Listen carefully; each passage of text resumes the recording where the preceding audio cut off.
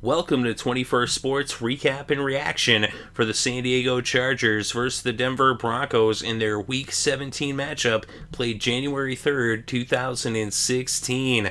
We're going to go over every possession, the stats, and give our breakdown and analysis for this AFC West Division rivalry game, as the Broncos were looking to clinch home field advantage and the AFC West with a win. But if they lost and the Chiefs won, the Chiefs would take the West. Also, if the Broncos lost, the Patriots would then have home field advantage through the playoffs, and the Bengals would have a first-round bye. So the Broncos needed a win to get the bye and the home field advantage in the division title, and they would get the ball first. And on their very first possession, on 2nd and 2 from the 28, Brock Osweiler aired it out for Demaryius Thomas, and Demaryius Thomas takes it into the end zone, 72 yards for the touchdown. Brandon McManus added the extra point, and it was 7-0 just 30 seconds into this game. So it looked like the Broncos were on their way to home field advantage, but wait a minute, the Chargers had something to say about it. They would get the ball on their own 20 after the touchback on the kickoff. They brought the ball to midfield and into Denver territory, but their drive stalled on the 32, and out came Josh Lambo to attempt a 50-yard field goal. It was up, it was good, and it was now a 4-point game with the score Denver 7, San Diego 3, with just over 10 minutes still left in the first quarter. So now the Broncos would take over on their own 20 after the touchback on the kickoff. They got up towards midfield, but on 2nd and 7 from the 48, Osweiler went to Sanders. He was hit by Steve Williams, who forces the fumble, and Williams recovers. And so now San Diego would take over, but they would go 3 and out on the possession that followed. And so now Denver would get the ball back on their own 35 after the punt. They would get into San Diego territory, but then on 3rd and 1, Brock Osweiler was intercepted by Steve Williams. So now Steve Williams already a fumble recovery and an interception. But the Chargers would end up punting once again, this time after 6 plays on the possession, as they were unable to turn the turnover into points on the board. So now the Broncos would take over after the punt on their own 20, and they got into San Diego territory. Osweiler hit Norwood for a 34-yard reception on 3rd and 5 from the 25 to bring the ball to the San Diego 41, and then Hillman ran it 21 yards all the way to the San Diego 20 as the first quarter came to a close. So now to open up the second quarter, on the second play of the second quarter, Brock Osweiler was sacked by Steve Williams, who forces the fumble. It's recovered by Square, and so now San Diego would take over after the third turnover by the Broncos here in the first half.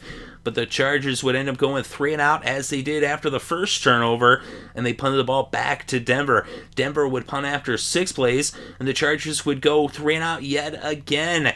So now Denver would take over after the punt at midfield on their own 49, and Osweiler was intercepted by Phillips, as this was the 4th turnover for the Broncos in the first half. So the turnovers aplenty for the Denver Broncos as they continue to fumble and throw interceptions. So now San Diego would finally get some points out of all these turnovers, as they were already in field goal range. They failed to get a first down, and on 4th down, 4th and 6 from the 24, Lambo came out to attempt a 42-yard field goal, which was good, and now it was a 1-point game with 6 minutes left in the first half, with the score Denver 7, San Diego 6.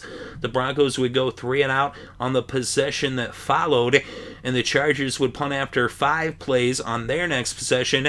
Denver would get the ball with just a minute left before halftime, and they would end up bringing the first half to a close with the ball still in their own territory. Of course, a holding penalty took them from midfield back to the 35, and so we would go to halftime with it a 1-point game, Denver up 7-6, so a tight game at halftime, much more tightly contested than had been expected. And Denver, with all those turnovers, looked to be in trouble. San Diego would end up punting after 6 plays on their first possession of the second half, and now Denver would take over for the first time in the third quarter, backed up against their own end zone on their own 5-yard line. And after picking up a first down, they were faced with 1st and 10 from the 15, and CJ Anderson gets hit by Manti Te'o. He forces the fumble, Adai recovers, and that's the 5th turnover of this game by the Denver Broncos. And now the Chargers, they had only gotten 3 points off of turnovers thus far, but they would get another 7 to make that 10 points off of turnovers, as they were already in field goal range at the 32. Brown then ran it 20 yards into the red zone for a first down at the 12. Rivers was sacked by Von Miller. He dropped him for an 8-yard loss. Then on the next play, there was a penalty against the Broncos for defensive holding. Ware got injured on the play as well, but now it was a first down for the Chargers at the 15. And then on 3rd and 8 from the 13, Phillip Rivers goes to Antonio Gates for the touchdown. And with the extra point by Josh Lambo, the Chargers were now in the lead for the first time in this game, up 13-7, with just over 8 minutes still left in the third. The Broncos now would respond by bringing Peyton Manning into this game. Brock Osweiler was done. 5 turnovers for the offense, and Peyton Manning now comes into the game to roarious cheers from the audience. Everybody in attendance on their feet, clapping, giving him a standing ovation for Peyton Manning as he comes on to lead the Broncos to hopefully a comeback in the eyes of the fans in the stands.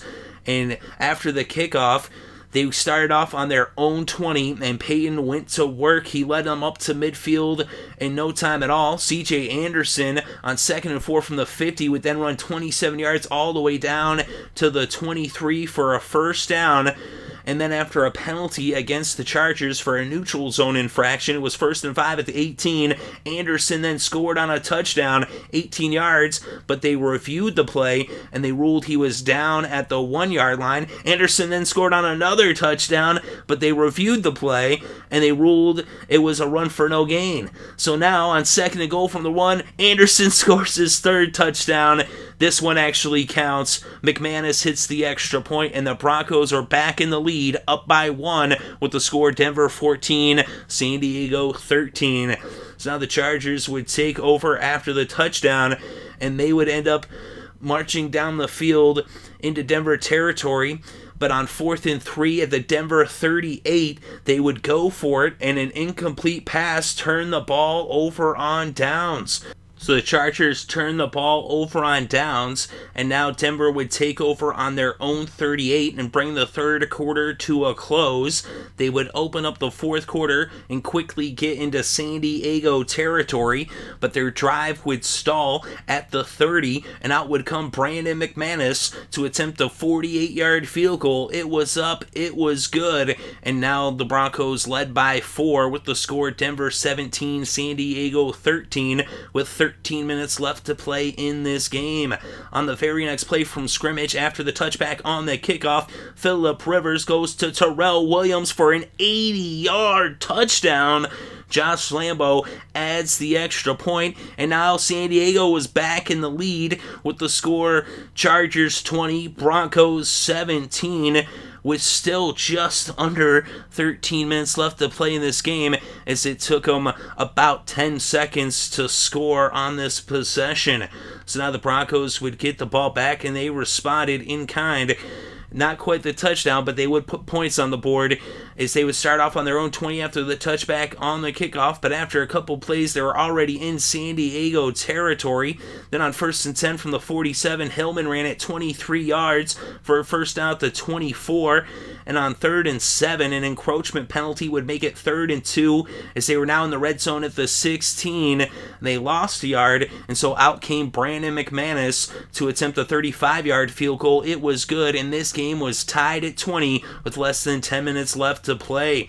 The Broncos came up big on defense on the next possession as they forced a 3-and-out by the Chargers, and the Chargers defense came up big as well as they would force a 3-and-out as Ingram sacked Peyton Manning on third down, and now the Chargers would get the ball back after the punt. They had it on their own 22, and on 3rd and 7 from the 25, Phillip Rivers was intercepted by Keo.